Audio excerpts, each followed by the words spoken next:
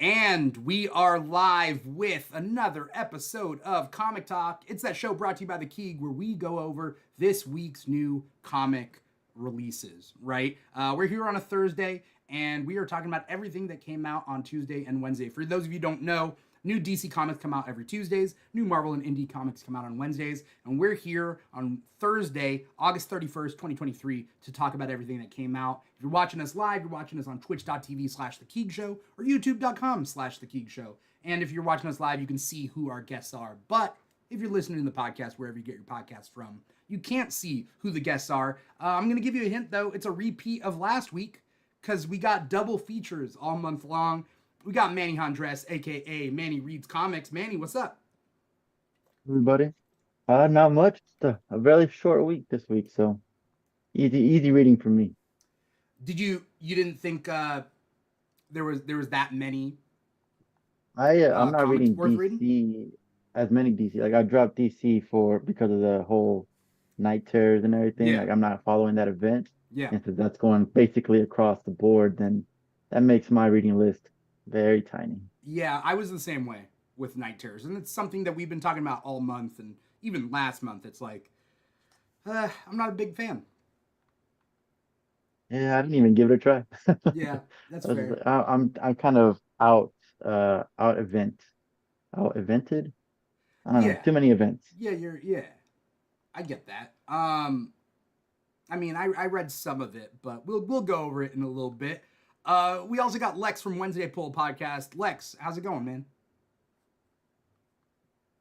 Hey, what's going on, man? I am happy to be back. Did I get delayed or did you get delayed? I was muted and I was just trying to find the button. Okay, I was like, is there something wrong with me? Lex, you had a big old list that you read this week. Yeah, I did some traveling this week, so where I wasn't driving. So I got through quite a bit of books. Okay, all right. I'll go over my list first, and then if you guys want to go over your list, because normally I get you guys to do it first, and I'm like, all right, I'll lead by example. This week I read Wolverine 36. I read Ultimate Invasion 3, Superboy the Man of Tomorrow 5, Night Terrors Night's End, which is finishing up that Night Terrors little event. Batman, Catwoman, the Gotham War Battle Lines, Miss Marvel, the First Mutant #1, Blade #2, Action Comics presents the Doomsday Special, Marvel Age 1000, Nort's Illustrated Swimsuit Edition from DC Comics. What else did I read? And then I think that's it. Yeah.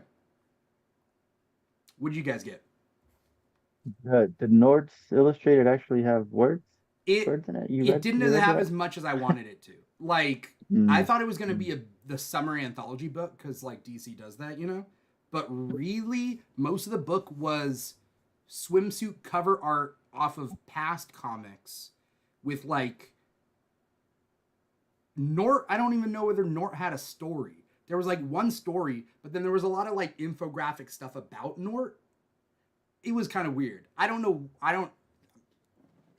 That's us talking about the issue, but like, yeah, it was mostly covers. Just to get mine out of the way. I did Boom Studios, Mighty Morphin Power Rangers, the 30th Mm, anniversary special. yeah, I wanted to read it. I From didn't get to it. Marvel, it's a lot of short stories. Yeah. From Marvel, we got Moon Knight Annual #1, Mm-hmm. Miss Marvel, the New Mutant #1, and Ultimate Invasion #3. And from Whatnot Publishing, the Plot Holes #1. Okay, I Yeah, wanted to read that I one as did. well.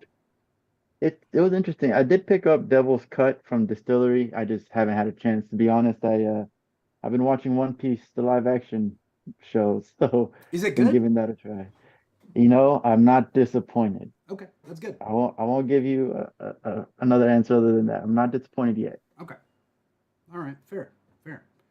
Um, yeah, I just realized there were some books that I didn't get to this week that I wanted to try Devil's Cut, but I didn't. It's a thick book, man. There's a lot. Was it? Big. Yeah, it's a pretty thick book too. It's not like a quick read. So We will talk. That makes about sense. It. We will definitely talk about it. What do you got, Lex? You got a mess. By the way, earlier I said Miss Marvel, the first mutant. I Miss Marvel, the new mutant. I don't know why I said it. Anyway. All right. So over at DC, I read Night's End, whatever the full title is.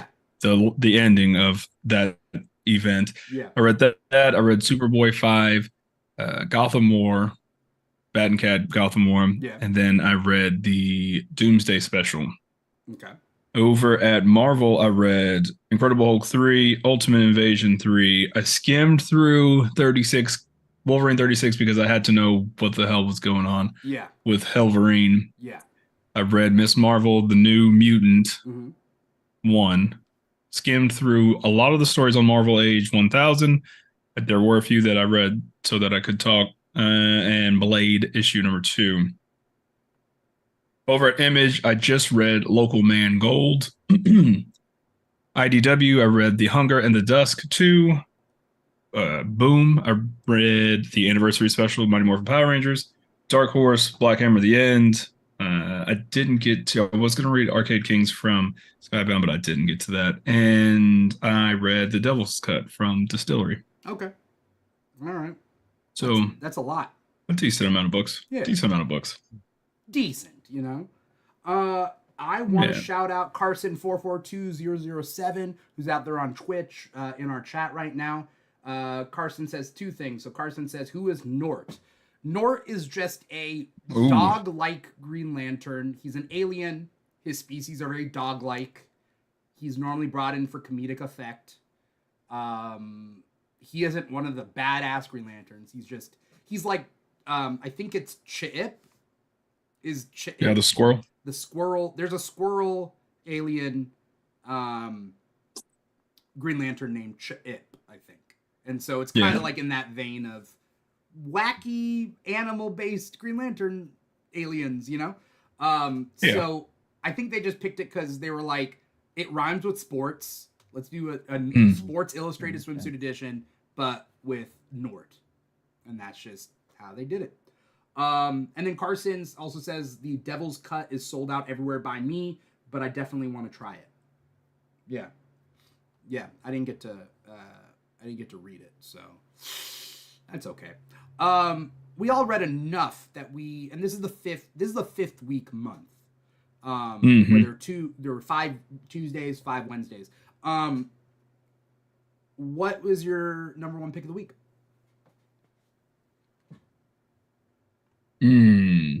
I'll let Manny go first because I got to look at my list real quick.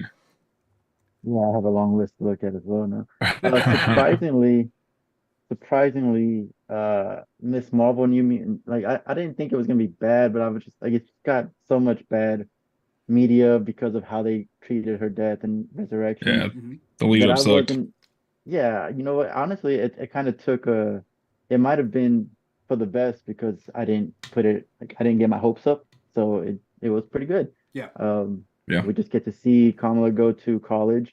She's just going for like a high school dual credit thing, and then we find out that what she's doing there, she's not only is she getting her experience college wise, but she's also there to spy for the X-Men. Yeah. Because she went to ESU. Because Orcus is like, did Orcus take over ESU or what's going on there? I don't know. I think it's like a program, you know? Okay. Yeah, they're hosting a summer program there for the high school. Okay. Yeah. And she can't be detected as a mutant because her ability came later. Well, she doesn't have her ability yet. Oh, she doesn't have her ability. She is a mutant. She's got the inhuman abilities. Okay. Yeah. They had to explain it in the Hellfire Gala issue where they brought her back to life. Essentially, they said that she is a mutant and an inhuman, but if her mutant powers had manifested first, the Terrigen Cloud would have killed her. Because the Terrigen Cloud, they had written it in that the Terrigen Cloud from the Inhumans that give the Inhumans powers is, deadly to mutants. That there was an inhuman mutant kind of, problem there. That's Inhumans versus X-Men, I think, ish. In that crossover, and Death of X, I think, that crossover. But the point being is that, but because the Terrigen Cloud hit her before her mutant powers manifested. She was an Inhuman first, and her mutant powers went into like into Standby mode. what's it called when like not can Recession. Like dormant. dormant. Yeah, Dormant. it was Okay. dormant, right? So technically, her powers haven't manifested themselves yet. Her mutant powers. So it's this weird Well, loophole in which she's able to be one of, if not the only mutant Inhuman that there is. well, I mean, she actually touches on that. Her mom says, like, why can't you be a normal human? And she was like, one, I'm not human. Two, I'm not normal. Yeah, But honestly, like, the main reason I like this is because it does take me back to like the original run, like what made her great. Like, she's back to herself. She isn't written the way Wells wrote her in ASM. yeah. Her, I think like she just hasn't been written She hasn't been as written at all herself. though. That's the thing. Like Yeah, the last couple yeah, years, we haven't had a exactly. Miss Marvel ongoing. Yeah, the last one that I read was the Magnificent Miss Marvel, which was great, and it's just been a while. Like, Yeah, oh, Champions, I guess. I love her in Champions. Yeah, You know, Champions. But the last Champions one wasn't great. that's the one where they So infiltrate rocks on or like the yes, social media yeah, rocks rocks on. on. Yeah, yeah, yeah, yeah. And so, but yeah, so it was just nice to see her kind of get back to her roots and be herself. And like there was like one thing in there where like she refuses to tell others like about the problem that she's been having in the it like sleeping and stuff. And my initial thought was that's so dumb. Obviously, like just talk to your friends. They know you, blah blah. And then she called herself out, which made me like it. I was like, all right, fine. She Yeah, called herself out by she's like, I am being dumb, but I am a teenager, so I'm gonna continue doing this. yeah. This is co-written by Iman Vellani, who plays Yeah. Miss Marvel on the show and in the upcoming Marvels movies. So, like, the Yep. fact that they got her in here, like, I thought was kind of cool, and it lends itself to a more natural language, right? Yeah, I agree. Lex, did you read this one?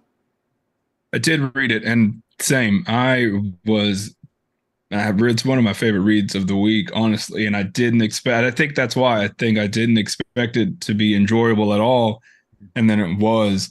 Some similar thing along the lines of like calling it out because Miss Marvel is falling into this not trap, but falling into this situation where she's becoming this template character where she was an Inhuman, now she's an X-Men, she's also an Avenger, she's a champion, she's like everything. She can fit into every mold, and then they call that, they make that known at the beginning. Like that, yeah, I get it. That's Very part of beginning. what's going on in my head too. Yeah, so.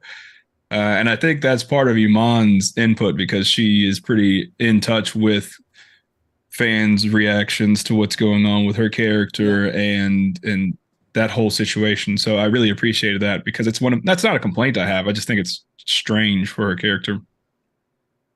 And, like Yeah, we But it know was that good. Iman has like no issues calling people out, right? Like didn't she call Yeah. out Kevin for Yeah. like saying like the Marvel universe or the MCU is 616 and she's like, no, it's not. No, it's not. Yeah. Yeah. And I was like, yes, thank you. Thank you for that. But yeah. yeah. I have one problem with this whole thing. Hmm. I liked this book a lot. And I went in knowing that like I'm glad to see her back. I hope that there's there's substance to it. My only problem is with everything that's going down. Why didn't she just use her original Miss Marvel outfit? Why does she have the X-Men Miss Marvel outfit in this issue? It doesn't Yeah. make logical sense because the world doesn't Well, know she's a mutant. yeah. Yeah.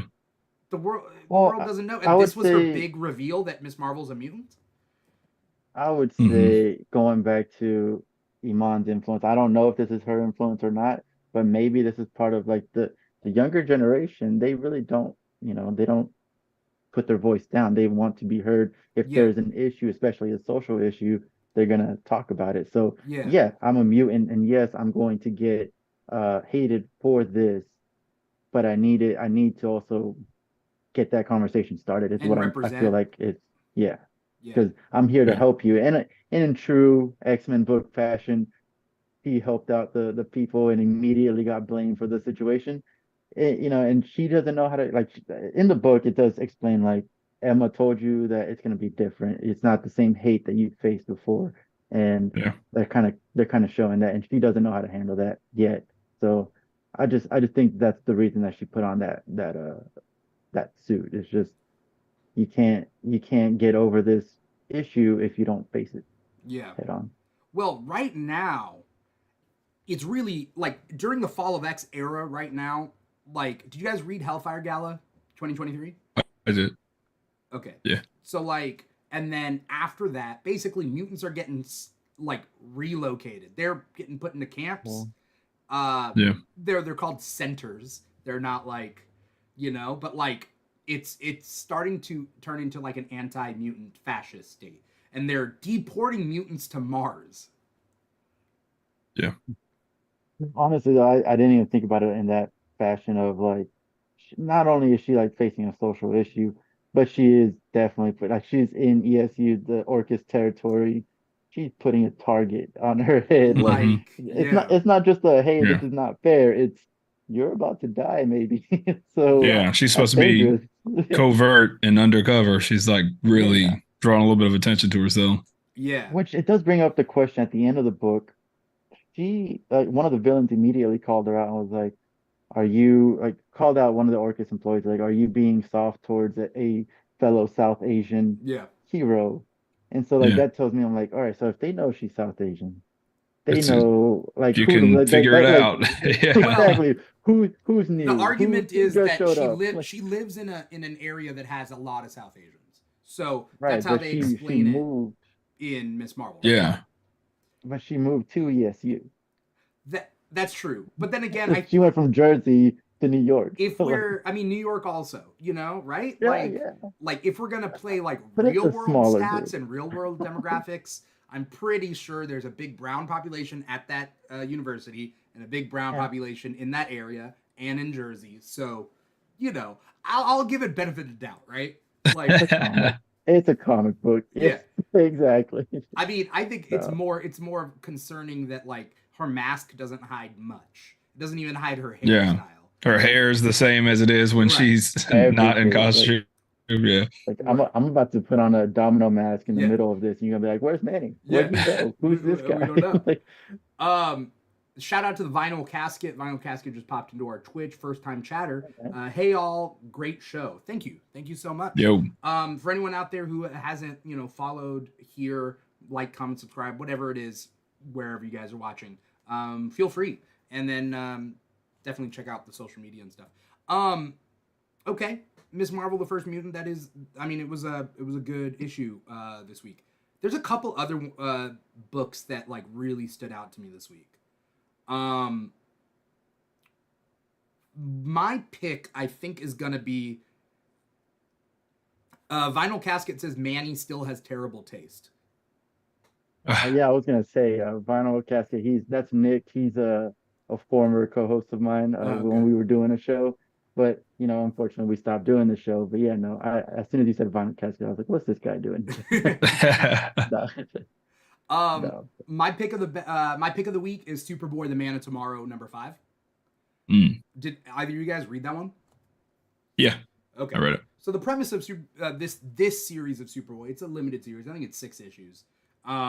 Is that Superboy Connor Kent Con-El doesn't really feel like he has a purpose on Earth because Jonathan Kent was Superboy, then became Superman. There's 2 Supermen, right? There's Supergirl and there's Power Girl, and then there's the 2 twins that Clark adopted, and then there's 2 Steels, right? Like there. Oh, and then there's also Superman, Kong Kenan from China, the Superman of China. Yeah. So, like,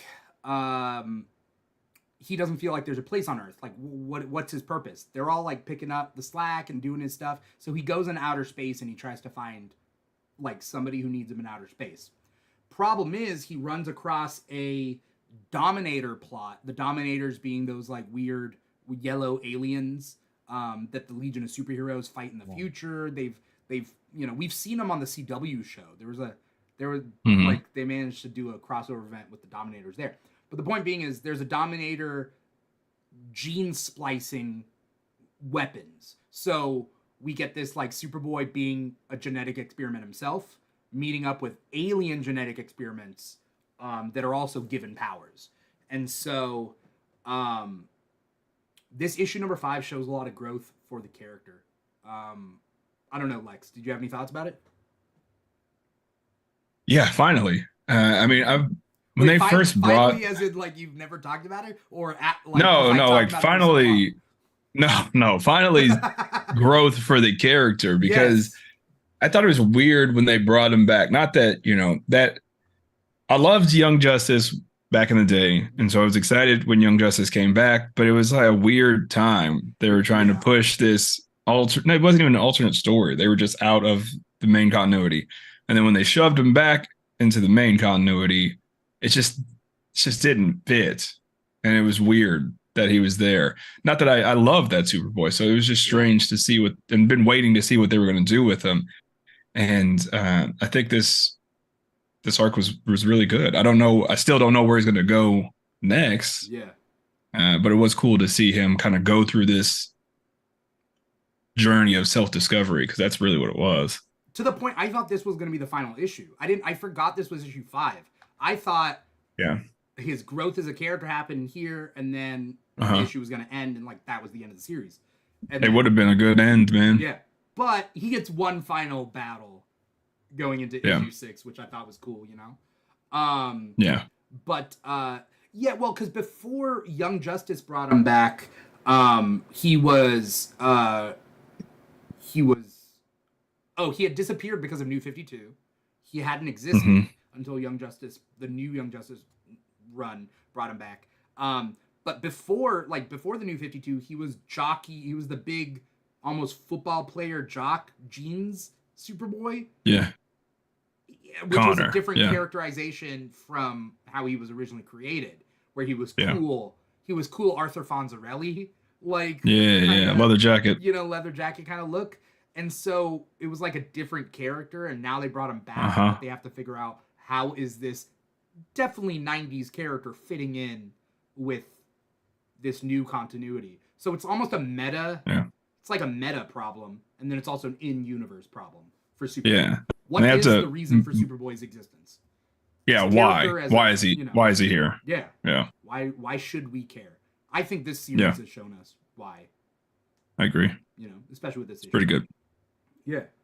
Vinyl Casket says, great issue. That issue of Superboy really set him up to feel like he has meaning as a character right now. Exactly, yeah. It was because they brought back through Wonder Comics while that sub-brand was failing, and that ruined Young Justice. Yeah, Wonder Comics was the imprint. So every so often, like Marvel or DC will create imprints, right? So right now, DC's imprint is We Are Legends. With the Vigil, City Boy, and Spirit World. What's it called? What's the Spirit World? I thought it was Spirit World, but I'm also not reading it. City Boy, the Vigil. Those are the We Are Legends imprint of DC Comics to introduce more Asian characters into the line. So Wonder Comics had Wonder Twins, Young Justice, and Naomi. I think those are the Wonder Comics. It was a huge flop. Yeah. There was also past imprints. Does anybody still have that? What's that? I was gonna say, does anybody still have their Naomi ones? Oh God. I mean, yeah, I don't want to like go on the tangent of like what was up with Naomi, but I mean, shot and miss. Yeah, you win some, you lose some. Brian Michael Bendis, Yeah, he loves trying to go 2 for 2 with Miles Morales. Not just Miles, Riri. Like how many characters has Brian Michael Bendis created? Jessica Jones, Miles Morales, Riri Williams, Naomi, and I'm sure there's a bunch more. Yeah. Yeah. So can't recreate that magic though. Not every time. Yeah. You win some, you lose some. It's okay. It's okay, BMB. Anyway, that's my pick of the week. Lex, what you got?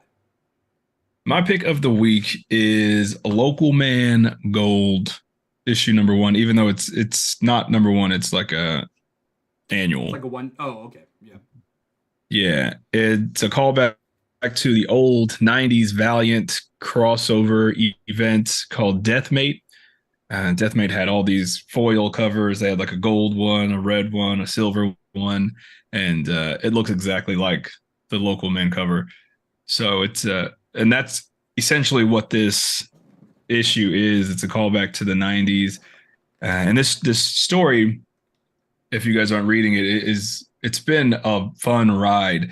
And it's like about a 90s character. Think Young Bloods, in that vein. Young Bloods, maybe a little bit of 90s X-Men, and he goes back home. He's washed up, made some mistakes, and now he's back in his hometown as like sort of this what has been, right?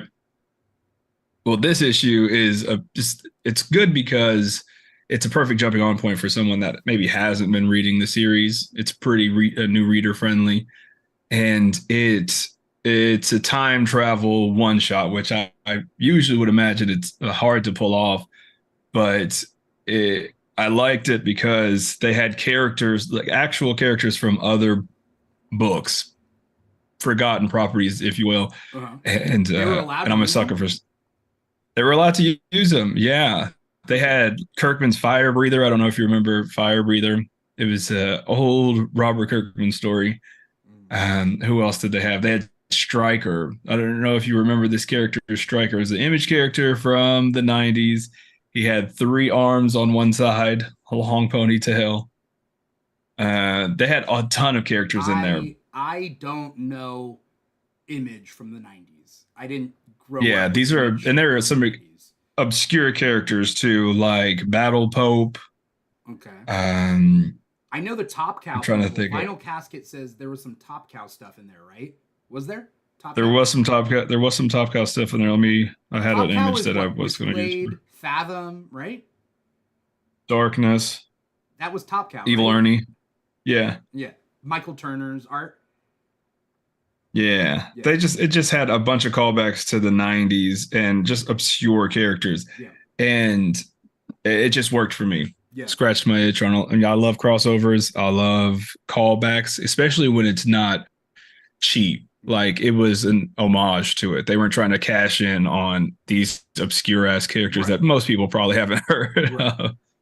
It was a good read. Yeah. Just backstory of me real quick is that like I didn't grow up reading comics in the 90s. But I had the DK encyclopedias. And so like my big thing was read those encyclopedias and go online and like look up information or whatever, right?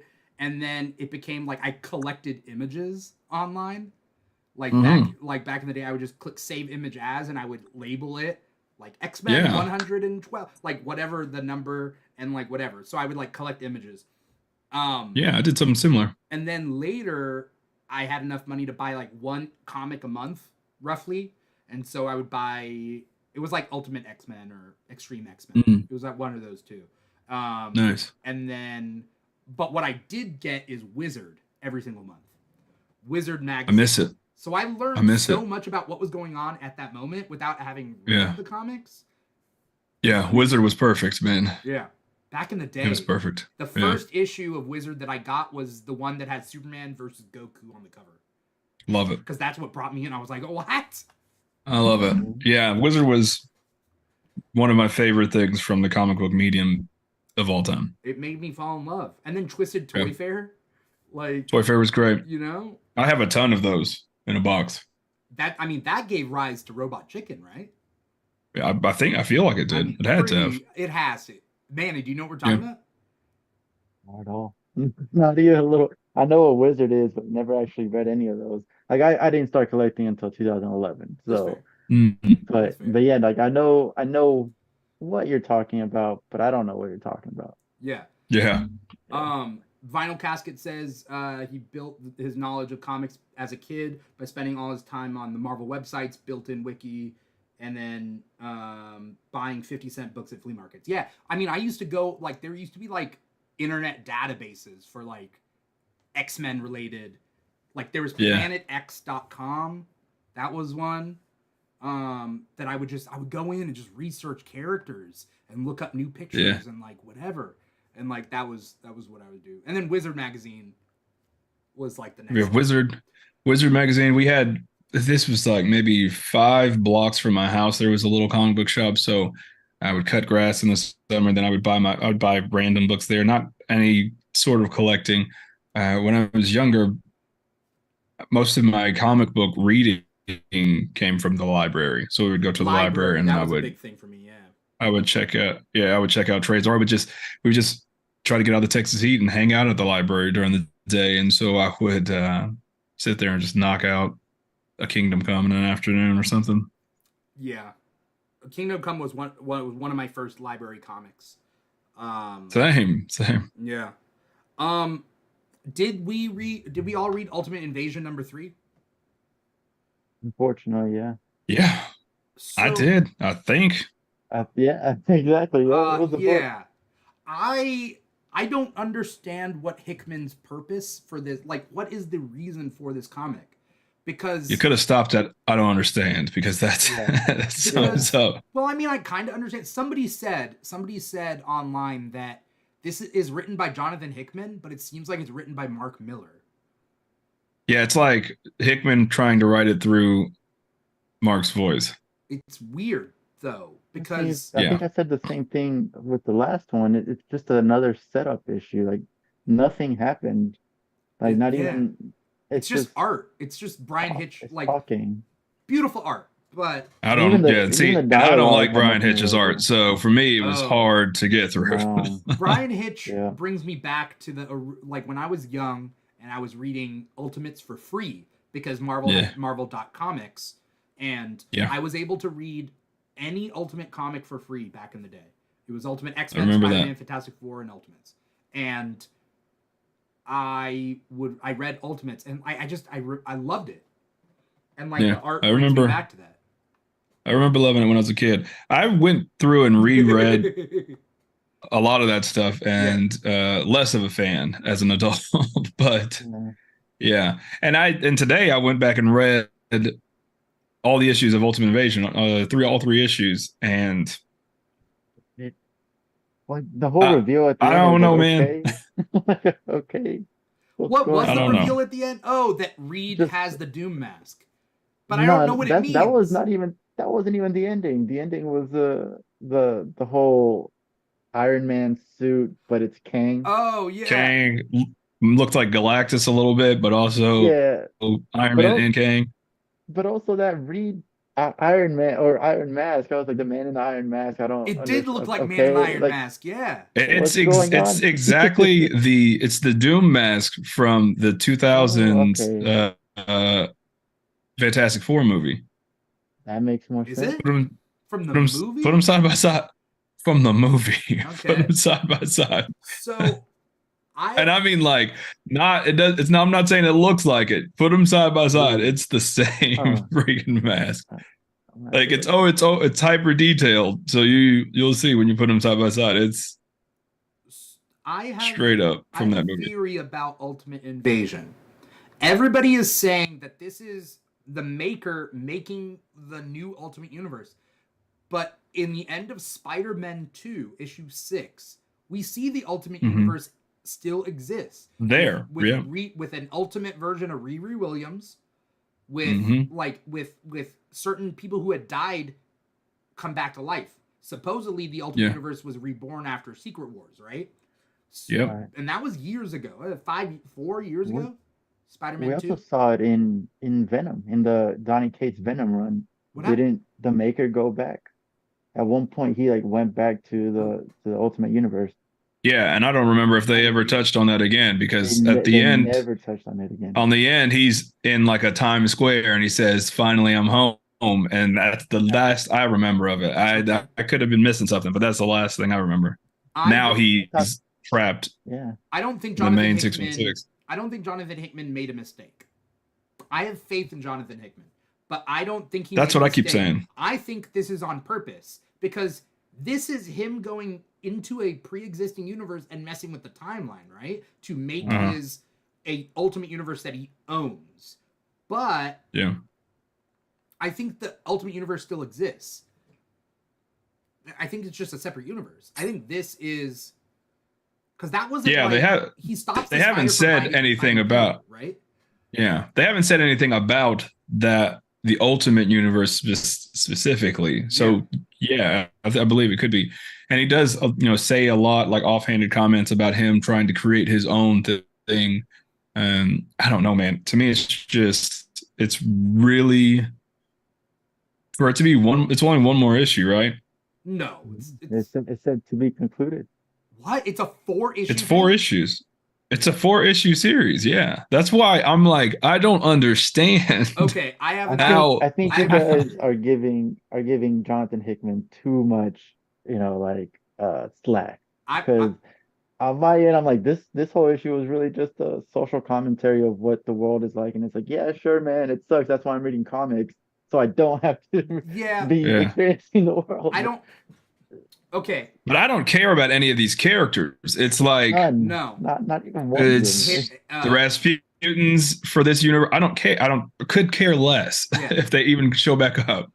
So I have 2 hot takes. All right. Yeah. Or no, one theory that comes from a hot take. Okay. My hot take is I think both DC and Marvel need to create an Ultimate Universe that works concurrently with their comics. Yeah, I agree. I think they need to recreate a new universe that allows new readers to come in, that doesn't dumb it down, but do what Ultimate Marvel did for Marvel back in the 2000s. Because say what you want about Ultimate Marvel, it went off the fucking rails. But it brought, and it's way more wins than losses as far as Ultimate Marvel goes. It brought me into comics. Yeah, and like now it's 2023, and like I'm so invested. It brought me in. Yeah. And so, like, for a while there, I knew more about Ultimate X-Men than regular X-Men. Like, I knew X-Men. Yeah. But also, like, I was in it for Ultimate X-Men. Yeah. I was definitely reading Ultimate X-Men compared to, like, I couldn't even tell you what was going on in the 2000s in regular X-Men. I guess I could have really thought about it, but didn't care. I remember it was a lot of Azazel and Juggernaut on the X-Men and Squid Boy. Was that the 12 era? It was after the 12, but yeah. Oh, okay. Didn't care. Havoc was in a coma because Havoc was in the Mutant X universe, and then an evil version came. Anyway, this is the whole thing. But so I think that my hot take, I guess, is Marvel needs to create a new Ultimate Universe. My theory then, if this is gonna end in the next issue, I think at the end of the issue they're gonna announce that Ultimate Marvel's coming back. Yeah, I mean that's what I thought at the beginning of this. Yeah, I just don't know, man. What'd you say, Manny? I think that's what we all assumed, honestly. Like it starts off with the Maker going to Miles and saying, like, "Hey, man, me and you are brothers. Like, I'm gonna give you an opportunity. Let's go ahead and do this. You want to go back with me?" And I've been waiting on the callback for that. Like we haven't. Miles is just not in the story anymore. He's being billed as being in the story. Like he's on every cover. That's what I'm saying. And then that was not a dramatic scene, but for me, it felt like an important scene. He left him the card with nothing on it. He had the card. He's like, there's nothing on the card. Where's the pay? I'm not saying we haven't read the 4th issue, so there might be a payoff, but I'm saying it's a setup. I'm saying it doesn't end at 4 issues. I'm saying it's setting up for something else. I would like for Marvel to create an Ultimate Universe that that restarts, right? Like just restart the damn thing. Or start in the middle, but just with a bare setup. Peter Parker has been Spider-Man, but the big events haven't really, you know what I mean? Like the broad strokes. Uncle Ben has died. We don't need to see it again. Do that. And then now tell new stories. Or just have Miles be the Spider-Man in that one. I don't care. But I think, I mean, the comic book industry is going to die if we don't bring in new readers. So, Ultimate, every 10 years we need a new, don't do a reboot main universe, do a new and rebooted new universe, a side thing. That's not so synergistic with the movies, because I feel like that's what happened with the Ultimate Universe. Synergistic with the movies. I don't know. That's what they were trying to do. They started shifting all this stuff in the Ultimate Universe to sort of fit traditional Marvel and what they were doing with the movies, and it just I mean, why we have 2 of the same universes? Right. You know what I mean? But the problem DC had with New 52 is they essentially ultimized their main universe. Everything. Yeah, everything. And I did not want to have any part of it because I was like, well, that's not what I signed up for DC for. Superman with jeans on, you know? Come on. Yeah. Got a neck collar now. It's like, yeah, they definitely tried. Where's his underwear? Where's his underwear? It was like a failed. Yeah, it was like a failed attempt, man. It was definitely Ultimate DC, but like I don't know why they were doing that. Yeah. All right, so we don't need to like pick up the pace. We got like whatever. But we'll get back to it. Who read Wolverine 36?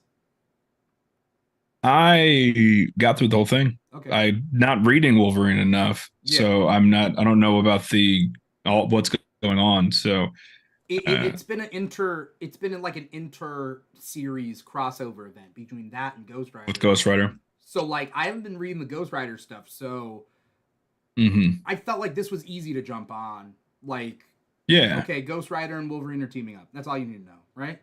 Yeah. And there's a boy with a demon power. Yeah, it was cool. It's Ghost Rider and Wolverine. You know, they're part of my favorite Fantastic Four, so that's why I picked it up. Yeah, I love them. You know, then I love them together. Yeah, interesting to see them do the switch, but it's cool. Can't say it's not cool. Yeah. Manny, did you read it? Read it, but I was gonna ask: is this story? So it's not concurrent with the Contest of Chaos at all? No, this is separate than Contest of Chaos. Yeah. Okay. Yeah, because you read Marvel or Moon Knight annual, right? Right. Yeah. But I know that Contest of Chaos has been like a cross event with all these other annuals, but I didn't read the other ones. This is the only one I read. Did you read Moon Knight? You read it, right? Is that what you said? Yeah, no, I did read it. It was good. It was just a random. It's an annual, so it's just random things that are happening. I'm not reading the rest of the event, so it was just kind of like I got a lot of information. He stayed true to his character, which I appreciated, and but it was an okay book. I mean, we don't need to touch on it for very much. It was an annual book. All the annuals seem to be linked up as Contest of Chaos crossover events, and really the premise is that just Agatha Harkness is making up reasons for them to fight. Like the purpose is to fight. So at least it's not like they have to create an in-plot reason for them to fight. The magic just makes them fight, right? Yeah. And I don't mind the idea of a crossing over annuals every now and then because I don't really read annuals anyways. So if I was going to read one, then I will probably get it in a collected edition maybe later down the road. I like annuals that are character focused though, you know? Some of them I skip. Like, let's have an annual where like Gambit saves a young child from a burning building and whatever. Like just dive a little bit into their like history. I would like an annual of like Captain America goes grocery shopping and like slice of life. Slice of life. Kind of just cool. Talking to someone on the line. It's like, yeah, man, it's a long line, right? Yeah. Like old lady she's the clerk. She's bad with computers and. When they can pull that off, it's really good. Yeah, exactly. Like those kind of stories. I think we're neglecting. Yeah, I think neglecting slice of life because. Like all of us being on TikTok, and then Tumblr before that, like people love slice of life, like headcanon stuff, right? Yeah. Like people love talking about what if the Avengers played D&D, like just a slice of life thing. How would they play their characters? And like, sure, Marvel doesn't want to base a whole series on it, but do an annual. Yeah, that was some of my favorite stuff in the Thor issue last week. That was some of my favorite parts of that book. Is where he's just like hanging out with people and like interacting with people on Earth. I loved it. Captain America: Sentinel of Liberty also had him like just gain some friends from around town that were in his art class and like Yeah. They had a Champions issue where they were like in a world like a D&D world where Miles was like a rogue player and somebody else was like a sorcerer. They were physically there though, right? They got sucked into it. They got sucked into it, but but it was still cool. I would love, Yeah, I would I love, like that. and maybe it's a rights issue, but I would love for a crossover event of annuals being characters playing D&D. Like, and Yeah, it I- I'd cuts read back that. and forth. Like Dexter's Lab did it back in the day. I don't know if you saw Dexter's Yeah. Lab, where like him and his Mhm. friends are like playing D&D, and like and then DD comes in and like ruins things, and like it flashes to real life, to the story, to real life. Like it Mhm. would be cool to like, if they pulled it off, like heroes hanging out on their off time, but then they leave to go fight crime, and then it moves to a different group of people. You know, like Yeah, they're just Yeah, playing that'd be D&D pretty together. cool. You know, yeah, I'd read that. Oh yeah, I think it'd be for cool. sure. And like, yeah, I don't know, it'd be fun. It'd be fun, like out of continuity stuff too, because the D&D story wouldn't be real. So like, Yeah, if Bucky's character wants to sleep with, you know, some other person's character, it's just their characters, and you can kind of like Yeah, brush yeah, it yeah. off, you know? I would like it if you started the book, you didn't even know that was happening at the end of the book, like when everyone gets total PK, right? Like TPK, it just like someone closing a book and it's just like Captain America's a DM and he's like, why would you kill us like that? Why Yeah, would you do that? And like you see the dice rolls or something, yeah. like that'd be fun. That'd be Yeah, that would be cool. I think there's an idea there that would be cool. Because what if there was one DM across the many titles, the many annuals, but then and they DM for a new group that comes in and leaves. You it know? would have to be it would be amazing if Jean was the DM because she could just access everybody. Like you don't have to even be there. Like, hey guys, Yeah, you ready? Like, here's what's happening. Yeah, She does yeah. the mental image for Or everybody. like Deadpool, right? Like just Or being a Deadpool, yeah. weird DM. yeah, somebody wild like that. Yeah, He talking about like Bucky getting with someone, else, Deadpool just being like, you and Spider-Man, right? Remember from the movie, yeah. from the Civil War Yeah, movie? yeah. They're gonna be like, what are you talking about? It's just And it's come just like, on. yeah, Deadpool is being weird. Um, Community had a good D&D episode, so I feel like, you know, in that vein of Yeah. like of that, I think it'd be cool. Night Terrors ended Hmm. with Night's End, and I was trying to figure out again what's the point of this crossover. To set up Beast World. Yes, Mm, yes, we Equal? also got a new character, Doctor Hate, I hated it. but that's, I mean, it's just It worked. it's an anti Doctor Fate. His name is Doctor Hate. He has exactly what they two I wanted. hate. He has two I artifacts, hated right? it. I audibly groaned whenever the big reveal. It's a cool I design. was like, Though. the design is cool, I was but gonna when I was gonna ask, it's like the what is big the reveal is design? Doctor Hate, I was like, oh god. So instead And of then a at the bottom helmet, of it's it, like two like gloves. it's still a Uh, helmet. Yeah, it's he still a has the helmet helmet. and he has Okay. the Doctor Destiny's amulet. I think that's what it is. Yeah, yeah. Yeah, something like that. And then at the So, bottom, they're like, "We're gonna target the Titans next." And I was just like, "Why did Because it's I? Amanda Why did Waller, I read right? off? Yeah, why did I read 4 issues of this?" Yeah. Well, people's theory is that that Beast World will make people lose faith in the Titans, which will give Amanda Waller more power, but then the Justice League will come back. So, That's exactly Yeah, what I was about I to can say. see it. Yeah. you know, so okay. I can that's see fine. it. You know, we'll see how that goes. That ended, and a new Mhm. DC event. I got to talk about this because this was Another Let's do event. it. it's Gotham. It's Yeah. the Gotham War. It's Batman, Oh Catwoman, yeah. the Gotham War. Batman. Manny, Yeah. did you read this one? I didn't read. I was going to, but One Piece was on my mind. I'm sorry. That's fine. Yeah, Lex, you read this one? I read it. So the premise of this book is it takes place after Night Terrors and after Batman has been multiversally traveling. So like Batman has a robot hand because he lost his I was hand. gonna ask, did he? Yeah. Right? So, and in this issue, Batman is talking about getting older, which ties into kind of what I want is Batman to like take a step back and like, you know, train his team. Yeah. But the Gotham War has a weird premise, and I don't know where I stand on this because I'm on Catwoman's side, and I think Batman's being very unreasonable. Uh-huh. But I mean, also- It's like that. It's popular on Twitter. It's the trending topic of like Batman can do more with his money than going around beating up homeless people, But he does right? both. I know, but that's sort of like the angle that Catwoman's coming from, right? Right. I get it. So It was jarring because, like you said, this happens after Night Terror. So I just closed Night Terrors, and at the end of that issue, every Superman is like, "All right, well, I got to go back to Supercore," and Wonder Woman's like, "Oh, yep, my Tom King story's kicking off, so Yeah. I got to go do that." And then they're like, "Batman is in a coma. We don't know when he will wake up, if ever." And he then waked I up the open same up. week.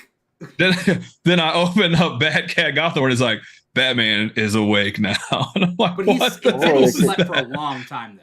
So like I think this is Yeah, a I jump know, forward in but time. still, Yeah. I get it. Or But it could still, I was just like, be what? like Gotham War is going to be the coma dream, and then he's going to wake Yeah, up that and would be be like, cool. "Oh, I I need hope to not. do this. Catwoman was right. Catwoman's Catwoman was right. right. I need to blah blah." No, Do you know the Batman premise, in Manny? no, but I was going to say from what you were talking about, Batman in general has been talking about aging since like Failsafe, even before Failsafe. Yeah. Uh-huh. He's been aging. By the Like way, he's been the Yeah. I'm the Sailface old man. Sailface would be a funny Batman villain. He's boat themed. And then Right? he met the old when they did Into the Batman verse, he met the old Bruce Wayne Oh from Yeah, yeah. Dark exactly. Knight's Return. So kind of like looking himself in the mirror. Yeah. Right. No. Or two So two old Batman. He met Batman Beyond Bruce and Yeah. Dark Knight I mean, Returns he met Bruce. Adam West, he met Bruce. Mm, all of He them. met all the different ones. yeah, He met Arkham Knight, Bruce. Yeah, yeah. man, that's what makes me. I'm happy that they are like actually sticking to that. Like, hey, Batman's getting old. Something needs to happen. Because I mean, like what we were just talking about, the Titans, the Dark Crisis was this whole thing about legacy, and Yeah. we're already talking about Titans are going to be removed because of this whole Beast World thing, right? Yeah. Yeah. But if I would be surprised if they actually do say Batman's going to take a step back, and he does for at least 10 years real time. You know, like Never. It real won't world be They'll 10 time. years never. real time. No. They'll But never I do need. that. I'm a little jaded as a DC fan. They'll never. Yeah, they'll never They'll do I it. They never did it do with it. Flash. They did it with Flash. So it's like I think they maybe they'll should do it. treat him like they treat Barbara. Like have stories where he suits Oh up as yeah, yeah. Batman. You can have one Yeah. series where he's Batman. And Mhm. then the rest of the series he's about training other people to be Batman. Right? One thing that works about Batman is that he has all these side books that aren't necessarily in Right. the current timeline or main continuity. So he can be Batman in 10 other books. That's they can do that. I don't know why they Yeah. don't see it that way. They Um, will never know. They Yeah. won't. but what they're going to do is they're going to dunk him in the Lazarus pit. He's going to get his hand back. He'll be feeling younger than ever. He'll be like, "Oh, I'm 23 now. I'm Batman." He's gonna be younger than Nightwing. Nightwing He's going to be me younger is than Nightwing. 27. Yeah, and then Nightwing is going to be the guy that trains the team, and Bruce is going to be back on the old man streets. Nightwing. He's gonna be Yeah, same age as Damien. They're gonna be the Wonder Twins. yeah. There's Whatever. going to be the Like, Super Sons. It's going to be them Super together. Sons. There you go. I hate it. The premise, Manny, of this Gotham War is that Batman's been in a coma for a couple weeks. Crime has gone down in Gotham, which makes people wonder what if we haven't had Batman. And crime has gone Batman down, sucks. Something What are is, you doing, man? you know. But Batman it's because sucks. Selina is essentially unionizing, and I love this premise. I don't like Batman's reaction to it, but Selina's unionizing the henchmen. Oh, Batman Mhm. reacted like a billionaire? Is that what you're telling me? Kind of. Oh, So weird. Selina Yeah, is it makes Batman unionized- terrible. She's unionized the henchmen so that the other villains don't have anyone to hire. And she's training them for non-violent crimes. Thievery, like burglarizing the millionaires and billionaires of Gotham.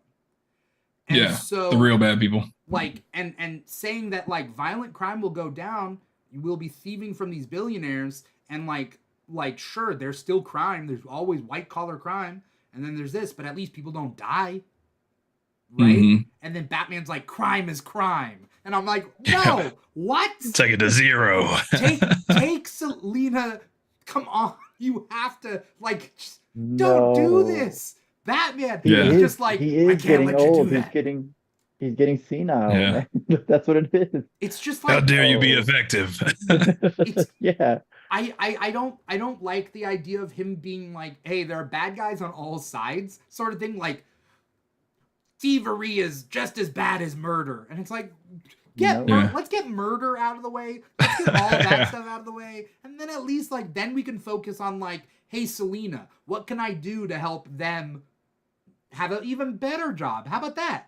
Yeah. Like it's a like funneling program, into Wayne It That goes was back County to so that.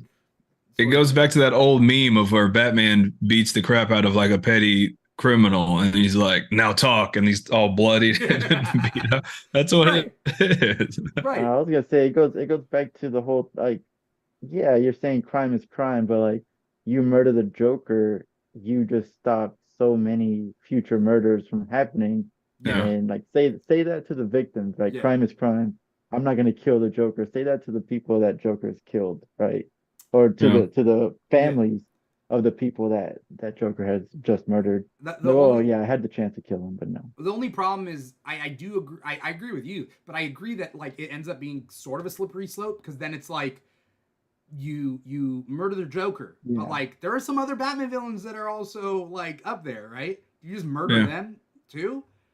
Well, my main thing is how often is Batman even in Gotham nowadays? Like, I know he goes there on the weekends and he beats the crap out of everybody, and then he goes to outer space for like Batman the has a lot of Monday through time, Friday. you know. You know what I mean? I Yeah, He just falls let from Gotham grace. take care of itself. It obviously we're figuring it out. It's yeah, not the ideal situation, but hey, Gotham has been it's been nighttime in Gotham for 100 years.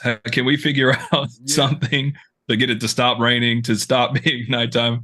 Let's work on, like you said, incremental pieces. yeah. Stop. Like Then we get I'm crime to okay with zero. Selena's plan here. I'm okay with it. Yeah, Batman's in the wrong in this. Like One of my favorite things about the way that this story was like summarized is the way it ends. Like Gotham will never be the same again. Like how many times have we heard Gotham will Yeah. never be the Gotham same? It's the sucks, same. man. yeah, maybe it shouldn't be the same again, right? Yeah, Like right. Right. That's the point. yeah. That, isn't that the I don't know. mission? I just I'm like Yeah. Batman's in the wrong. I don't know what he's doing, but I think maybe he's going through a Yeah. midlife crisis, right? Maybe he's like, what is my purpose? I'm getting old. Can things change this much? I Midlife. mean, deal with wealth inequality. Maybe deal with Yeah. that because I mean that's really the problem at the core of this story. But I know where I stand. And he also just Facts. came back from that world where the villains were sort of on top in Gotham, with Yeah, the red mask. And yeah, so he's like having maybe a little PTSD from reality hopping. And then maybe he thinks that if they go with Selena's plan, they'll end up in a situation like that yeah. That where, makes sense, I guess. yeah, Gotham is safer, but like, where do you stop Right, that? You know? right. I mean, it's better So I can Selena's kind of way see it. than a police state, personally. Yeah, yeah, Yeah. yeah, You yeah. know. I agree. Also, if Bruce is not going to step up and marry Selena, I am. So, Yeah, you somebody know, needs to. I'm going to join her side. Yeah. Yeah. That's You what I know? would do if I was Batman. I would just quit and be like, stay at home dad. Yeah, she's right. She's got I it. mean, like, we could say it as a joke, but, like, also, Yeah. I do think Batman should step down and train the next generation. Yeah. Yeah. Yeah. You Put her know? on the Justice League. Take my spot. Put Selena? Yeah. Take No. the Batman spot. Put her on the Justice League. No, I would be spending my days and my nights with Selena. So, In Right. your free you know. time. Right. Manny, what else did you read this week? I had that book from Whatnot Publishing, Plot Holes #1. How Uh, was that? Because it looks Was that Sean cool. Gordon Murphy? yeah, yeah, he Yeah. wrote it and did the art, and that's one of the main reasons I picked up because of the art. I don't think that his art is like amazing, but something about it caught me. I'm just like, this is Oh, I I love want to it. grab that. Yeah, Yeah, I like I love it. love it, but not for the regular reasons that I love. Like Dan Mora's art is one of the top art, right? And I can explain Hmm. that. Like Sean the Murphy's art, I'm like, if I really look at it, I might start to second guess it, but Yeah. also no. Like I really, it's almost like a Bachalo's, Chris Bachalo's art. Um, Mm. kind of the same thing. Like But the rough book strokes. itself, yeah. Yeah. No, the book itself was pretty interesting. The premise is that it's a group of fictional characters from different medias that get together and they are in a program. I forgot what the program is called, but what they do is that they edit other books, other fictional books, to make sure that when it gets published, it's a good book. So like it starts off with like a book about aliens and the teams there like, oh, look at this. Aliens that are big head, gray bodies, how original. So they kill the aliens or whatever. So they edit the book. The leader of the team's name is Ed, as an editor. And Mhm.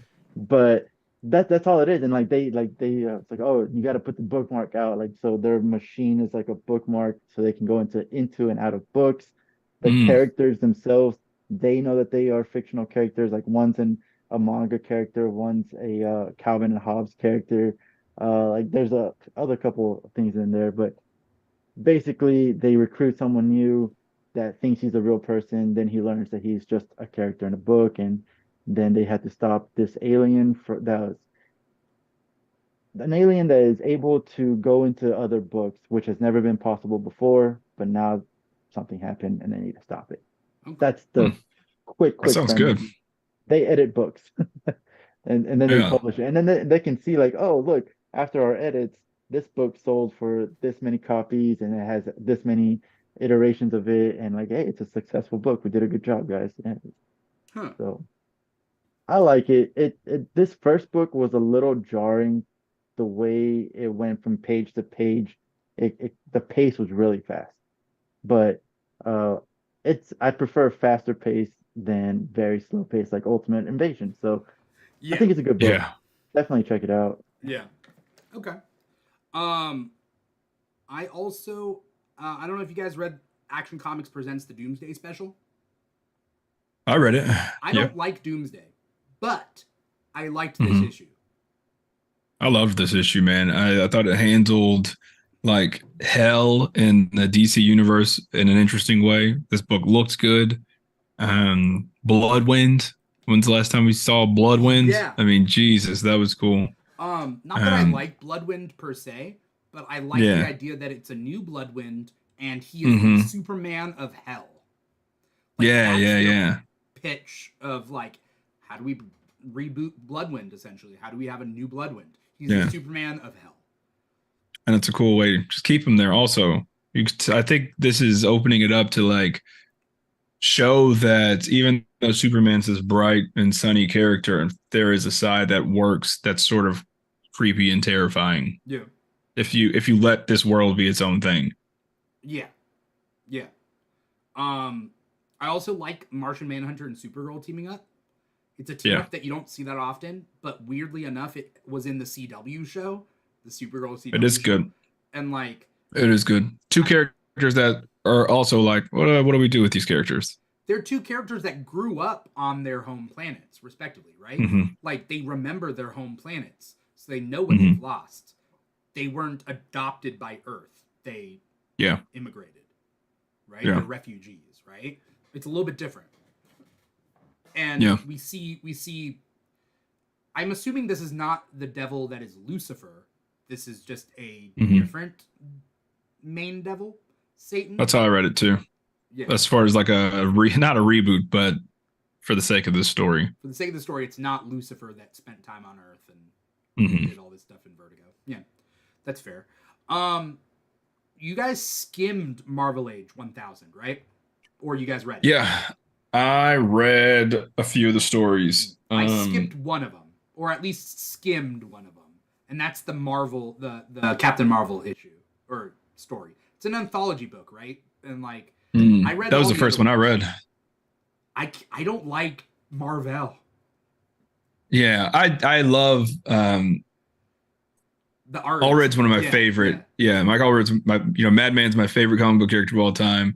I really loved Dan Slott and Allred's Silver Surfer run. Yeah. And so to see them team up again was really cool. I'm not a huge fan of Marvel. Mm-hmm. Now, if you keep him in the green suit, with the Finn, I'm all about that. I like that a lot. Oh, But there's no need for him yeah. at this point in time. He's just like an obsolete character. But I read it because of it was an all read Marvel book. Yeah. I just realized I skimmed a lot, actually. I skimmed the Daredevil one. I skimmed the Silver Surfer one. I didn't read that existed. What were the standout ones, though? I really liked the X-Men sort of love letter to Jean and Scott. I loved it. I thought it was cool. We were talking about Slice of Life earlier, and it was like a Slice of Life beginning X-Men book. It made me believe in their relationship, which is sometimes tough with Jean and Scott. Because sometimes, especially after all they've been through, for sure.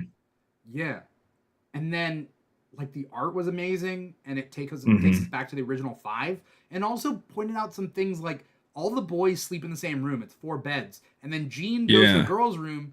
It's 4 beds, and she's the only girl. So she's by herself. Yeah, you know, it kind of brings focus to that. But it also makes me wonder: you got a whole damn mansion. Give every kid their own damn room.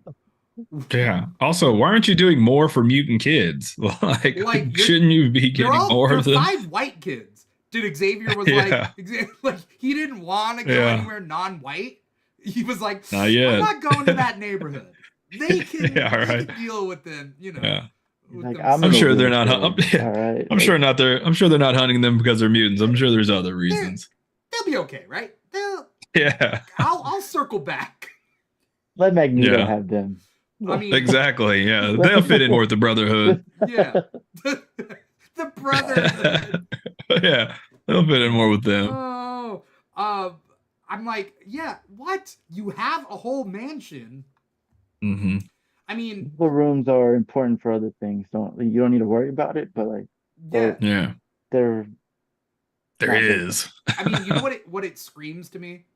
It screams to me that like when there's been like initiatives in real life where like hotels will be like, we'll house the homeless, and then everybody around them is like, no, you won't. And it's like, we have empty rooms. Yeah, and how like, dare you? Let them go empty. Let those rooms go empty. We will not bring in anyone else. Yeah. Like empty houses in a neighborhood where people are like, we could house the homeless. And it's like, no, you won't. No, you won't. Let the houses be empty. And it's like, okay.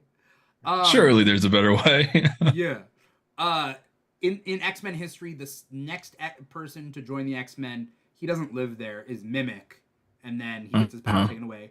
And then Changeling dies. He joins the X-Men. And then I think it's Havoc and Polaris to join. Yeah.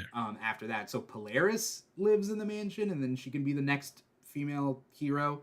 But then essentially that's the lineup up until Giant Size X-Men #1. With all the cool mutants come in. But it kind of sucks that like Jean Grey is just kind of waiting for another girl, and then Storm shows up, and Jean Grey's like, actually, I'm gonna go live elsewhere. It's like grown-ass woman, and they're like all middle-aged mutants. I mean, I know that the original 5 grow up, but still. Yeah. It's like we've been here since teens, and then all these gruff, extreme adults come They're not into that the house. Adult. Like, I'm pretty sure. I mean, Storm Wolverine's like 500. Like Jean, you know, Storm has to be He's like only 500. Yeah. But yeah, you're right. Banshee, just this old Irish guy with a Wolverine's smoking cigars, drinking beer. You're like, what the what? Yeah. You know? What are we? We're moving out. Well, and then Colossus is huge, but he's only like 18. Like he is young, but he's just one of those like, what do you feed the boy? You know? Yeah, and then he wears that like leotard thing, so that's weird. Or they're fully clothed teens. Yeah, it's just I don't know. Anyway, X-Men. I love X-Men. What I really wanted to show, what I pointed out to you guys earlier is the love letter to Stan Lee, Jack Kirby, Steve Ditko. Yeah, it was cool. It was those like 3 kids in the final story, but it starts off being like it didn't happen this way, but perhaps it could have. Not that maybe somewhere they didn't know each other as kids, but like it's like their souls, right? And it hit me. Yeah, it was good. I was like, I skipped past it at first. So I was like, okay, don't know what this is. I was like, who are those 3 I'll kids? read it later. And then I'll read it later. I was like, and then they peer through they peer through a fence and they see the cover of Fantastic Four, the first number Yeah. one. They see it with the monster, and they're like, it's Stan Lee, Steve Ditko, and Jack Kirby as kids, and they're like, only we can see it, and like, how do we make everybody else see it? You know, Yeah. see the things that we see, and what will that do? The characters will live forever, and we'll live forever. And it's this whole thing, and like, Yeah, it was I like cool. how whoever, because I don't know off the top of my head, whoever drew that cover, but they were the kids, and he was like, "Oh, I drew the face wrong. I need to change that. I need to fix Yeah, I that." need to Like that fix was the pretty faces. cool. yeah, it was Jack Kirby And saying, because Jack Kirby Kirby, did the okay. cover on that one, because Ditko Yeah. did Spider-Man, right? Yep. Yeah. So it hurt me a little bit, you know? It was good. It was sweet. It was I would like to have that outside of the anthology. Just those I three know they don't issues? do that. Those three Yeah, just like pages? because I don't need the whole thing. I just need like a separate, maybe I can put it in a frame or something because it was sweet. Yeah. Yeah, maybe it's worth getting a couple issues and then just like cutting up the, you know, Yeah. cutting up and framing it, because maybe you can ask Albert from Albert Loves Comics, yeah, man. He loves to cut Oh up yeah. them books, man. Yeah. he's That's always really good cutting at up that. books. I That know guy's he Makes makes me always cry. great cutting products, books. man. Makes me Like, cry he every makes great time. products. I like what he does and everything. Not talking bad about it, but every time he cuts Yeah. them, It looks wow, amazing, like the stuff it he looks does. great. But when I see him go at a comic book with an X-Acto knife, I'm like, what are you What are you doing? doing? Woof. Stop Yeah. it! If I bend a page, I cry. So Yeah. it's like torture. It's like watching a Saw movie whenever he's doing his Yeah. work. The next one that if he's watching, the next one he does, he needs to do like the with the horror music in the Yeah. background, just like the jaw. I'd watch that series. um, a couple other ones. We'll do some rapid fire ones that we touch on a lot. Blade #2. I love seeing Blade back, and Damn, also it's good, man. it was good. Also, why is that girl so hot? And like, Yeah, you have to. she got like Have to. naked and they had sex. Yeah. It's cool because I've read a few Blade series throughout the years and they've never stuck with me. I'm always like, oh God. Yeah. I get who this is it's appealing to that grungy comic book reader. This is good though, man. I really like this direction that they're taking it. Hopefully it continues. Yeah. Yeah. Did they mention his daughter at all? Yeah. Bloodline? Yeah. They did? Mhm. Okay. Because I read that story when it came out like a couple months ago, and I just haven't seen anything come up from it. Yeah. Yeah. Tell me about Devil's Cut real quick, because what's going on? Devil's Cut is from an up and coming comic book company that pulls together all the creators, right? Top tier talent in the comic book industry. And the Devil's Cut is an intro to their, not a universe, it's not a collective universe, but sort of an intro to what they have going on. It's sort of they have sci-fi books, horror books, it's an anthology, it's a thick read. And I will say off the cuff, it is gorgeous, man. It's gorgeous to look at. It was hard to put down. Is that what it is? It's a sample platter of series that are coming out? Yeah. And maybe. I don't know exactly. I didn't know. Yeah, it's beautiful, man. It feels good in your hand. It's a good read. As far as talent wise, top tier talent. I'm not even going to go through everyone that it has. But the only thing for me is that I don't know. All of these were beginner reader friendly, and sort of all the stories stood on their own in this context.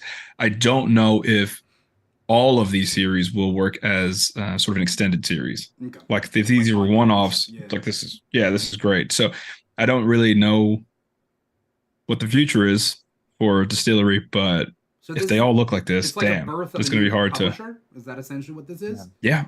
Okay. Yeah. Okay. And this is, like you said, sort of a sample platter of what they have going on. And I mean, it was good. Again, it was beautiful, man. It was hard to just not thumb through it. Okay. You guys both read Mighty Morphin, right? The 30th. You said it's an anthology? Yeah. It's Yeah, an I think anthology. Yeah, that's the five. common theme. 5 weeks. Yeah, Yeah. Throw out an anthology. Man, yeah, it makes sense. It's the fifth. It's the fifth week. yeah. Fifth week of the Yeah. month. They with all these 5 story books. Yeah. And the stories were good. Are I you a like them, Power but Ranger y'all were fan, talking about Manny? like the oh, absolutely. Okay. I was about to say I feel like I have something, but it's hidden in the shelves. But no, the one of the best stories in it was one with Billy, the Blue Ranger. He's in like college or like a college program, and he gets called by the Ranger Academy. Headmaster calls him, and he's like, "Hey, I need you to talk to some students as like a counselor kind of thing." And he's like, "What are you talking about?" He does not know what's going on, and the story is just him kind of giving his experience being like the nerd, being like um, self-conscious about wanting to be the strongest one, trying not to be as weird, and he's helping this other student um, get past that same thing, and not by like lecturing her or anything, but by listening to her story and telling her like his experiences of what she's asking about. So it was a nice read. At the end of it, he like goes and calls his dad, or his dad calls him or something, and he's like, "Guess what I just did?" Because he still basically is a counselor, right? So like he told his dad he was going to be like a TA counselor at graduate school, and basically what he did. So Mhm. that was one of my favorite stories from this one. But there Yeah, was that a one's good. couple of them. Yeah, there was one by damn, what's her name? The person that played Kimberly, Oh, Amy Jo Johnson? Amy Jo Amy Joe Johnson. Johnson. Yeah. She Hmm. wrote, she wrote one of them. It's called Reimagine, and it's Yeah. basically like I was getting confused because the whole story was talking about everything that happened in the show, Mighty Morphin Power Rangers, and I'm like, Hmm. this is not canon. This is not what's happening. You know, after Shattered Grid, this is not the what's supposed to happen. But then at the end of it, you get to this point where you realize, oh, this is Amy Jo Johnson that wrote it, and it's like she is. I don't know what you got from it, Lex, but like, is she like re? Because she is hiding her true identity and Hmm. talking about thinking about the past and thinking about the future and the good and the bad of it and stuff. And it's called Reimagine. So and it's to be continued. So it's something I think it's going to be a separate project, kind of Yeah. like the Son of the Dragon was with They have the son of something. another project coming out called Mighty Morphin Power Rangers: The Return. It's a mini series, Okay, and thank I you. think it'll lead into that. From what she's said, it's like it's continuing. That was one I did enjoy the story, but I had the same thing. Is like after reading all of these events and things that they've sort of reestablished the continuity of the comic book Power Rangers, it was weird to see. She did a really good job, though. It was a good read. Um, this was a good anthology. Yeah, I think it was we got five oh stories altogether. we, we got the Alpha storyline, which was really like sweet at the end. Yeah, there was like a Tommy wedding story With him and Yeah. that Kat? was pretty good. Yeah, So there was that two was of pretty them. good. So with Amy Jo Johnson, she Uh and huh. Tommy got married in Oh. her retelling of Yeah. it. Like that's what I was Hmm. like, wait, what's going on? So, I Yeah. wonder what's Yes. happening. But okay. Okay. Yeah, so I think there's two stories that are going to spin off into something else. I know the Amy Jo Johnson one is, and I can't remember which of the other ones. I know Rangers Academy is a separate book, Hmm. but that's in the main continuity. But it was a good Power. I'm a Power Ranger fan, so Okay. it's a good read. All right. Real quick is Incredible Hulk 3. You got like a sentence to sum it up? I don't know who. Still good. Okay. smash. Still good. I know the artist is going to change in a few issues, and I'm not looking forward to that because I'm digging the storytelling vibe paired with the art right now, and it's always jarring to me whenever the writer stays on and the artist change. So not looking forward to that, Mm, but it's still good. okay. Um, Hunger in the Dusk #2. I love the art and Mm, it's written by G. Willow Wilson, but I have not read it yet, so I need to read it.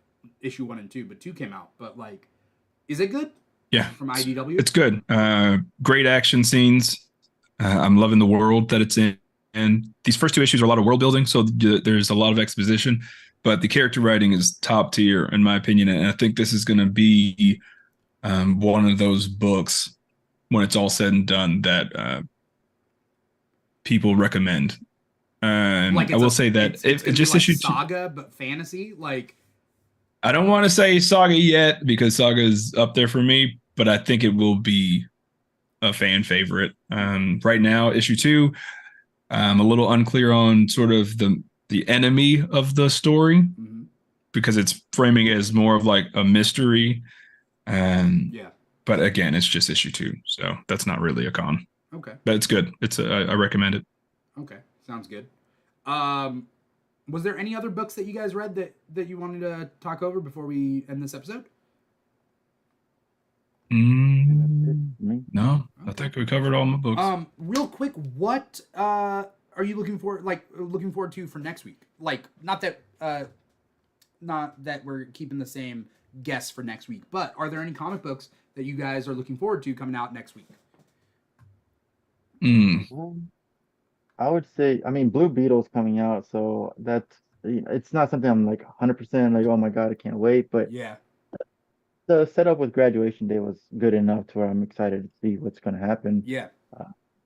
Moon Knight is obviously a number one hit for me, and not just for the story, but I am looking forward to the Spider-Gwen annual because I want that variant by Lee and Birds of Prey #1. Yeah. I want to read the story, and also Chris Bachalo has a variant that I'm looking forward to having.